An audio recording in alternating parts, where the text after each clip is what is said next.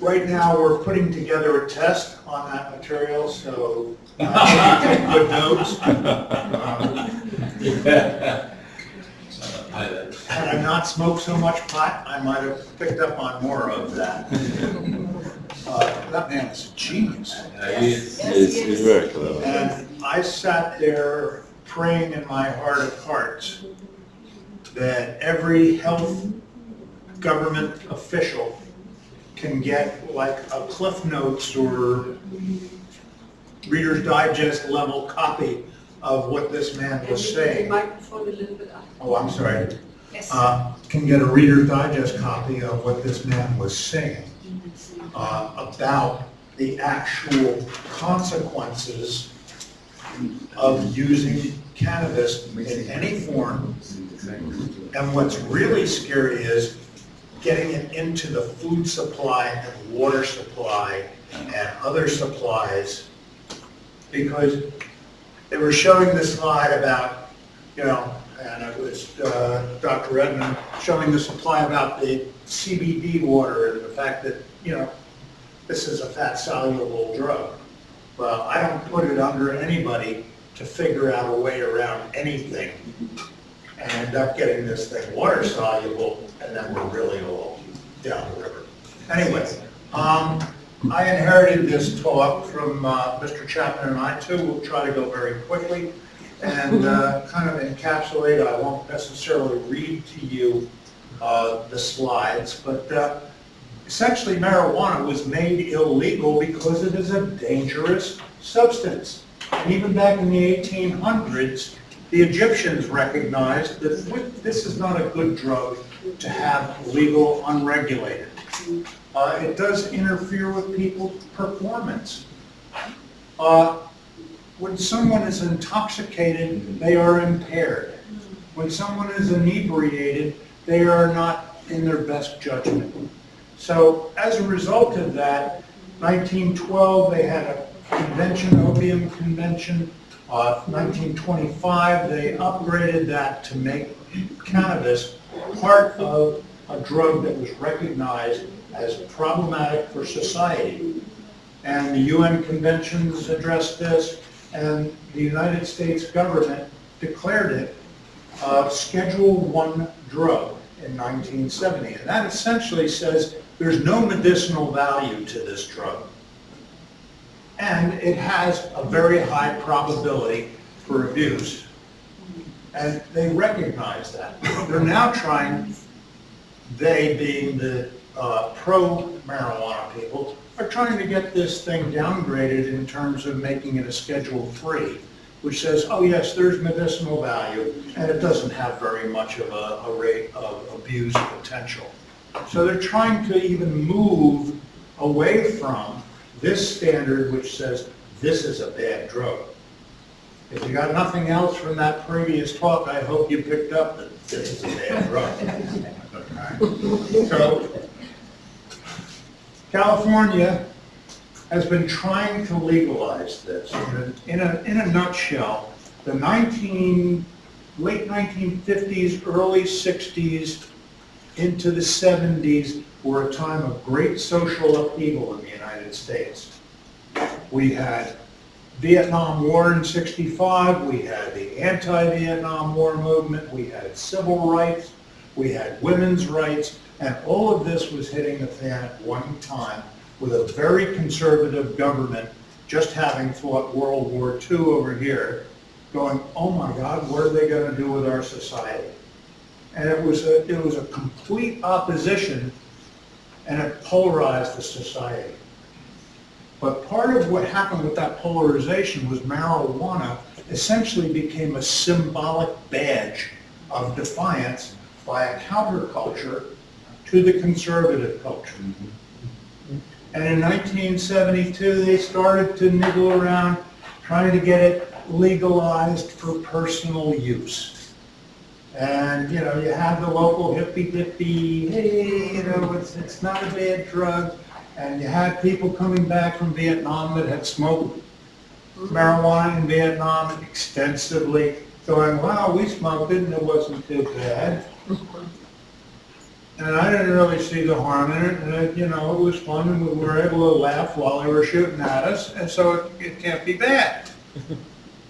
And I don't know of anybody that's really had a problem with it, so let's see if maybe we can get it legalized.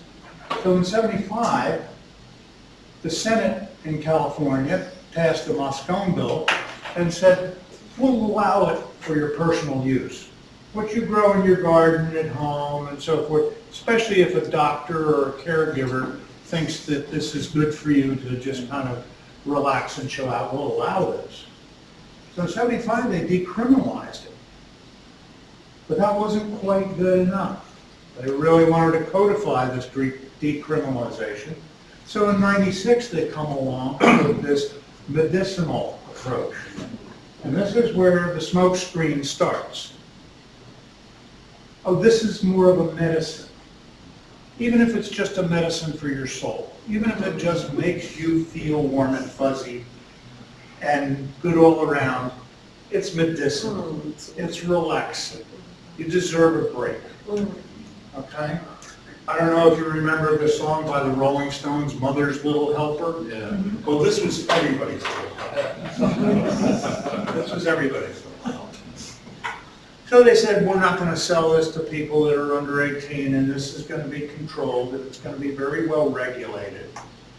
And unfortunately, our friends from the Netherlands did not return today because they were talking about how having it in a coffee shop, which tells me it's being equated to caffeine, that this is going to be very well regulated and it's a 4-year trial and so forth.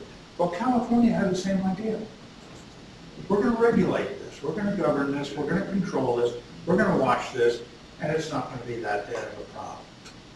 So they passed that, and of course Colorado does not want to be outgunned by California, so they were also going towards legalization. Any of you that are familiar with the United States realize that Colorado is kind of a state of rugged individualists and cowboys, and, but its primary income source is recreation, ski industry, hiking, biking, so forth. Well, what better recreational drug to make legal in 2014 than cannabis? And they too were going to regulate it. But their regulation was primarily concerned with, let's not let this product leave Colorado where it can be grown by other people. So we're going to really protect the seed, we're really going to protect the supply, we're really going to make sure that we control this drug and keep it to a Colorado product so that you can't go here, there, or everywhere to get it. You have to come to Colorado to get it. Okay? So money was talking, and it was dictating that they were going to legalize it. And this slide here shows a couple of products that were developed in Colorado rather, and being made. Now the next slide shows how they were trying to market it in, sex sells kind of thing and so forth. This is an ad for a 2014 grand opening for a pot dispensary, and David talked about how that's a euphemism and implies it's medicinal.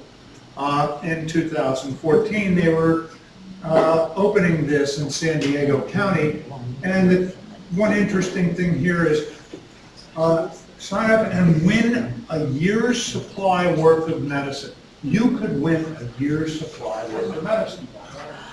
And the other thing, as an old pothead, this $10 an ounce for top shelf, or $10 a gram rather for top shelf weed. Yeah. So talk about a giveaway. So the old dope dealer, let's get them hooked and give it away to get them hooked, and then once you do, you got a customer for now until eternity. That's kind of what is going on with this. So the movement was not just towards the mom and pop, grow your own little weed down on the farm type of thing. This is a step off into commercialization. And it says, was the snake oil. Marijuana and CBD are the snake oil of the 21st century. Now what snake oil is a reference to in the 1800s in the United States, they had people that would ride around in their covered wagons and sell patent medicines, things they made up and concocted, and they would claim that it would cure everything and anything. Okay? So you would get this person and he would be very, elegant and, a lot of attention and blah, blah, blah, blah, blah. And he would sell these bottles of alcohol with whatever he could put into it off the back of the wagon to rather ignorant people that thought it was going to fix whatever their problems were. And around that same time, believe it or not, opium was legal in the United States.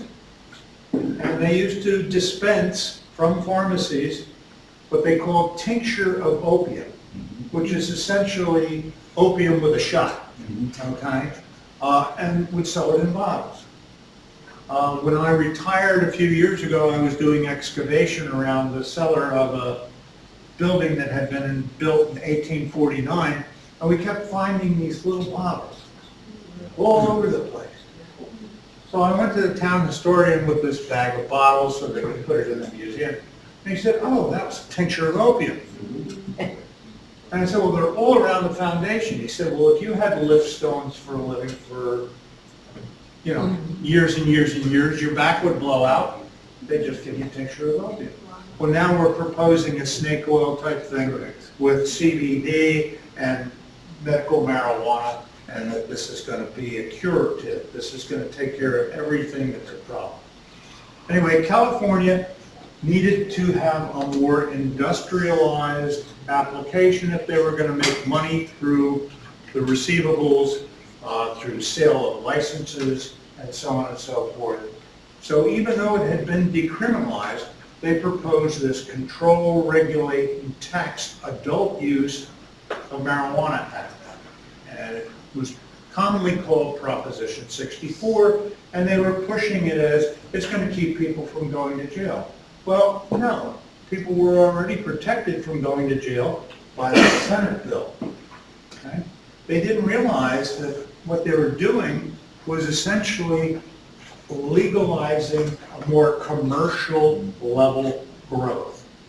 We're going to take this out of the family garden and we're going to grow it on acreage in fields down the street, next door, whatever. We're not going to put up billboards on the highway. We'll put up billboards in the city, on the storefronts, et cetera, et cetera. So it was essentially a smoke and mirrors, bait and switch to get a more commercialized, industrialized, corporate level of marijuana use going in California. So their proposition was they're going to eliminate the black market. That was one of the targets. We're going to get rid of these evil pot dealers and the bad drug dealers that are affecting our kids. And we're going to take control and we're going to commandeer the market and take the profit out of it for them. Didn't happen. Didn't happen. So the local control was kind of, they didn't know what to do because California created this control board that was a state agency designed specifically to control marijuana. So the local police, they couldn't figure out what to do under that law. So when in doubt, don't. They didn't do a thing. So they let go and let the state of California police it. Well, it was a new agency, new people, poorly defined what they were supposed to regulate and not, and essentially didn't get off the ground as a very good regulatory agency. And then what happened was this was viewed by cartels, by drug organizations, criminal organizations. California became viewed as a soft target because their enforcement didn't know which foot to stand on, was totally off balance.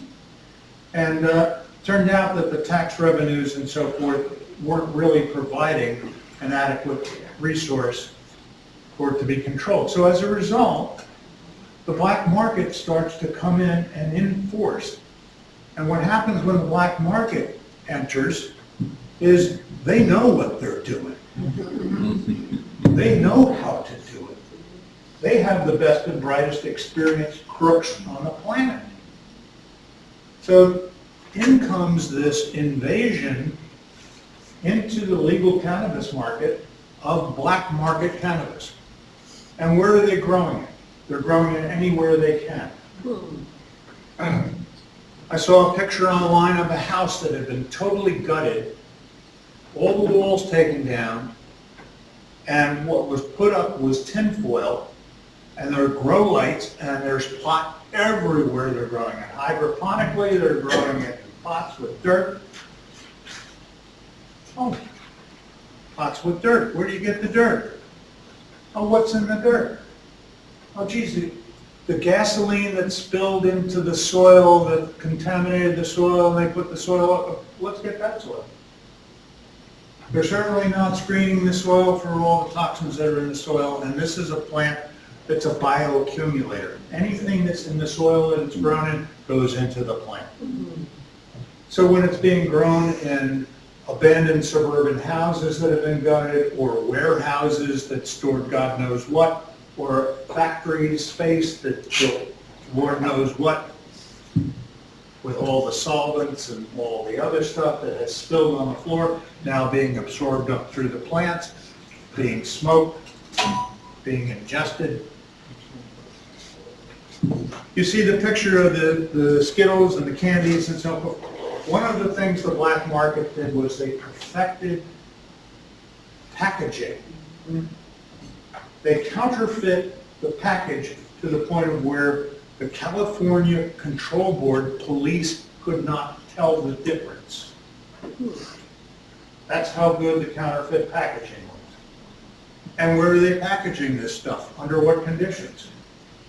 With rodent droppings and rodent urine and this and that. And they're spraying it with all kinds of anti-mold agents because marijuana molds very quickly.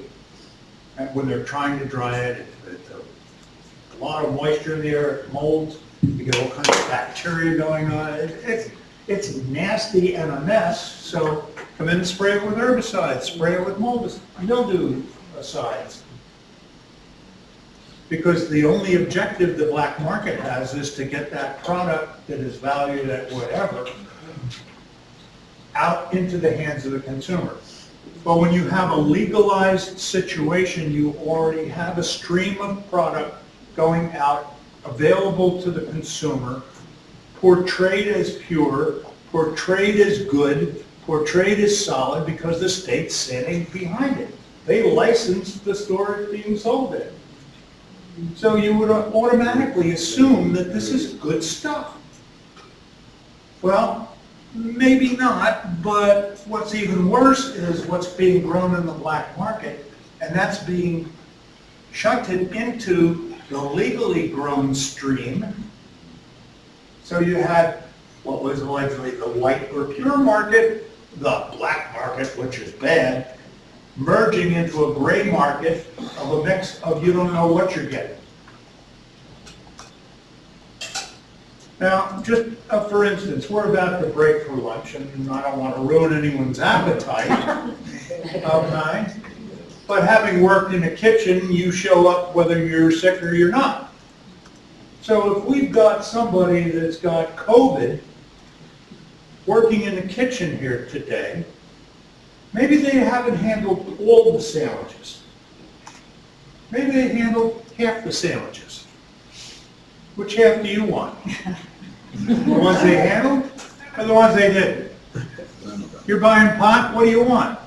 Stuff from the white market or the black market? But we're going to make it so that you can't tell the difference. So you're going to get contaminants and not know it. We're going to make you sick and you're not going to know it. We're going to tell you it's good and it's okay. And pardon me, that looks like the same kind of candy my little grandkids eat. I'll tell you, if my son had that on his kitchen table, he'd have rectal flourishine therapy from his father. Kids are going to grab it. Recently in the United States, they made them change laundry detergent pods because they looked like candy to kids. Anyway, I can get on my soapbox and dance, pardon me. So what's the big deal? Well, I think the good professor told us marijuana is bad. It's splitting chromosomes, it's causing birth defects, sky-high rates of autism, unconscionable array of health problems. That's good. I'll give you an illustration of some of what, I went out to Monterey to visit my son in California, who was out there for school was over. We went to the Monterey Aquarium, world renowned. We had to walk through a cluster of homeless people to get online. Why? It was a good strategic point for them to panhandle off of the tourists with their kids. So they can come up to you when you have your kids and intimidate you into giving them some money. Emotional blackmail, they're going to extort money from you. Okay? You could smell the pot hanging in the air. If that was your business, would you want that? If you were running a situation, trying to attract customers, children to your business, you want that up front? No. That's what legalized pot brings. But what's the big deal? It's not going to interfere with income, is it? Oh, really? Not going to interfere with property value, is it? Not going to promote vandalism, littering, all kinds of things that make people go, I don't want to be here. I don't want to be around this. I don't want to subject my children or anyone else to this. So it increases the rate of educational dropout because the kids, they're living in their own mind between their left and right ear thinking everything's fine because they're intoxicated. I don't need to have any kind of urgency to prepare myself for the future because I'm stuck in the moment, captivated. When I was coming up, they used to teach that marijuana, THC, was an intoxicant that had a sedative, hypnotic effect. And of course, at the time, I thought that was desirable, but I will explain to you what that term means. It makes you lazy. This is not known for motivation. And it makes you totally captivated by whatever's right in front of you in the moment at the total disregard for what's going on around you. So you're focused on something that's totally irrelevant to what should be relevant. You can't function that way. I would not want to be in a cab riding from here to there with the driver trying to get a fly. I don't want it. My life's at stake.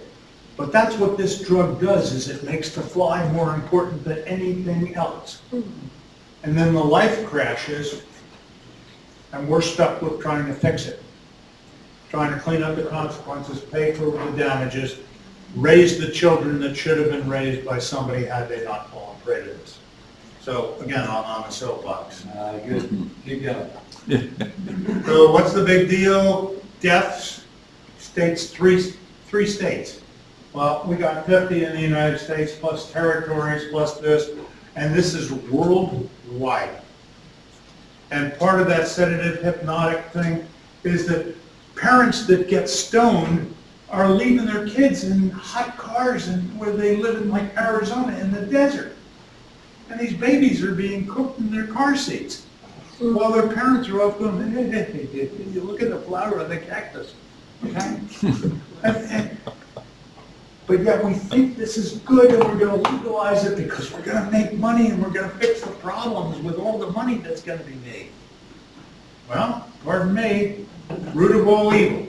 Anyway, potency caps. This was a new one to me. THC pure, cooked down into a little bit of a syrup and put inside a capsule so you can just take it like a pill. Well, as somebody that used to be a sneaky user, it's like, wow, where was this when I was getting whacked? I could have worn like a bullet belt, Bandolero, full of these little caps, you know. Anyway. So they think they drive better. I thought I drove better. Everybody thinks they drive better when they're impaired. Okay? Drunk drivers think they drive better. Like, hey, Ossifer, I'm fine, you know? So it's goofy that we're going to give another opportunity for another drug that impairs people. We already had alcohol. Oh, let's make another one, and then we'll distill it and make it into all kinds of different varieties. But one of the things they don't really have is a good test for who's driving impaired under THC. They have a problem testing for it. Okay. All right, worse than tobacco. David talked about this slide yesterday, but it's got the same chemicals plus. There's like 600 chemicals in marijuana, and none of them are really good for you. Okay? This is this sedative hypnotic thing. This guy, Seth Jackson, forgot his baby was in the car, you know. Remembered something when he's sitting there watching TV, jogged his memory that the kid was in the car. Couldn't resuscitate the child. And a 4-month-old dies, left in the car by parents for 15 hours. 3-month-old baby dies in a hot car, cooked to death. Yeah. This is the toddlers that fall into a pool and drown. Why? Because their parents are not on the job parenting because they are intoxicated. They are sedated, which essentially translates into, oh, you're watching the kids because I'm off. They're sedated, which means, oh, I don't care. And they're under the influence of hypnotic. They're focused on whatever's going on right in front of them. They're the cab driver trying to catch the fly while speeding down the highway. Now, who suffers? The kids. I'm sitting here and I'm hearing the children, the children, the children, the children. If I were not such a technical nincompoop, I'd have a picture of my absolutely exquisite looking grandchildren up there and go, that's why when David called me up and said, hey, we need a substitute, can you come to the Netherlands? And I'm thinking, oh, good, club dancing and wooden shoes. You know? And then he says, well, you better do some research on this, because, you know, you worked in the field of addictions and so forth for, you know, your 40-plus years, and you retired, and, you know, Dr. Edmond wants to go push the cows. I went and pounded nails and, you know, didn't look back. I was like glad because corporate had taken over treatment, which I won't get on that soapbox. But, and David says, hey, you know what, you're lazy. And you don't even have a sedative hypnotic in your system. Suit up and get in your game and help me with this marijuana business. Because this is going to kill people like your grandchildren. So what's happening in California? What happened was the industry is now collapsing. The illegal people are still making plenty of money. From what I understand, Chinese organized crime is very entrenched in the black market trade and using it not only as a way to make money and so forth and addict people, but they're also using it to smuggle other people into the country and using them as slave labor. They're smuggling in all manner of other things and smuggling things out, using the same network constructed to deal with the marijuana. But the industry started to collapse because we had a pandemic. And in our pandemic, you got a check for sitting at home and staying out of the public. And it was a very lucrative enterprise for people to stay home, not work, not show up, and smoke weed. And watch old movies. Probably that movie Reefer Madness that they made in 1936 to discourage people from smoking marijuana. Sit around and get stoned and look at it. Isn't that funny? Okay. But the pandemic ends, and the marijuana industry is overinvested with all of this money that was by people that thought they were gonna get rich, participating in the pot industry. So they bought the licenses, they set up the real estate, they got the stuff, and no customers. So they can't pay the rent, they can't pay their fees, they can't pay the taxes, the storefront gets empty, the real estate starts to go to hell in a handbasket. The neighborhood is already kind of half shot from that, and the people that were hanging around and driving intoxicated to get their intoxicants and what. So now it's left like a vacancy, a hole, at the expense of the neighborhood, at the expense of the community, at the expense of the township having to carry that property and police it and so on and so forth. So the money went out. The money went out, which gives even more room for the black market. Corruption. Oh, I'm shocked. How could that happen? You mean that government officials will take money to look the other way? Or to grant a permit for use that really shouldn't be granted? Or stretch the boundaries on location and, well, it's not that close to the schoolyard. So that they're starting to see that things like, $250,000 in a brown bag, who's that going to, It's a mess because you've got the corruption, and it's easy to hide the corruption in a smokescreen of an industry that's in trouble, an industry that's controversial, and an industry that is poorly policed. Marijuana sold in legal stores is full of contaminants.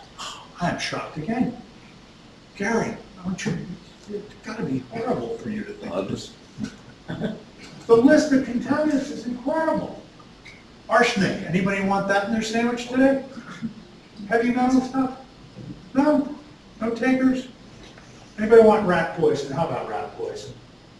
That's a good blood thinner. So you guys get it. Because I'm preaching to the choir here. I'm preaching to the choir here. I love what Dr. Evans said at the end of his thing last. You want to fight this? I'll fight with you. Okay? David's gotten me suited up and he's got me a little fired up. I'm not safe at any speed when I get like that. Complete failure. It's out of San Francisco. It's just tragedy after tragedy.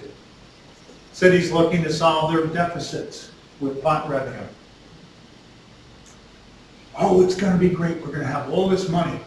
So when you think you're going to have all this money, what happens to your spending habits? Do you get conservative when you think you got a ship coming in? Or do you get loosey-goosey with your spending? Well, they got loosey-goosey with their spending, thinking that their ship was going to come in full of gold delivered by the pot industry, and it ain't happening. It's just not getting off the ground. So you've got communities that have overspent themselves, now hanging by a thread. How willing do you think they are to want to curtail their pot industry or really firmly police it or really guard it against the black market? They're going to try to do absolutely everything they can to preserve the last vestige of this. So it's wobbling, it's teetering. The candle has burned down, the brightness of this has diminished, and the candle's about to extinguish. And when that happens, we're going to have a huge vacuum that's going to leave room for the black market, that's going to leave room for criminals, because they're not going to make their money so much from marijuana as a product. They will make their money from what they can get away with using those networks. The wolf has not only been invited to the door, he's been invited in for dinner, and you've shown him his room. This legalization is an allowance for destruction that we have not seen. Yes, we need to try to restrict this. But the genie is out of the bottle, and he's a bit like me. He's back, and it's tough to stuff the genie back in the bottle. So what we also have to do is we have to get ready to do battle with the genie. We have to get ready to go to the front lines and find ways to offset the problems that are going to come now that we have let the genie out of the bottle. Yes. The lady with the mothers. God bless you. I grew up in a household with addiction. I know what that insanity is about. But those kind of efforts, everything that we can do to try to educate our children, give them prevention skills, give them better skills so they don't have to use chemicals to feel skilled. Everything we can do to offset medical problems, educate people. Let's go forward, people, and beat the drum as much as we can wherever we can. Thank you for listening and thank you for helping.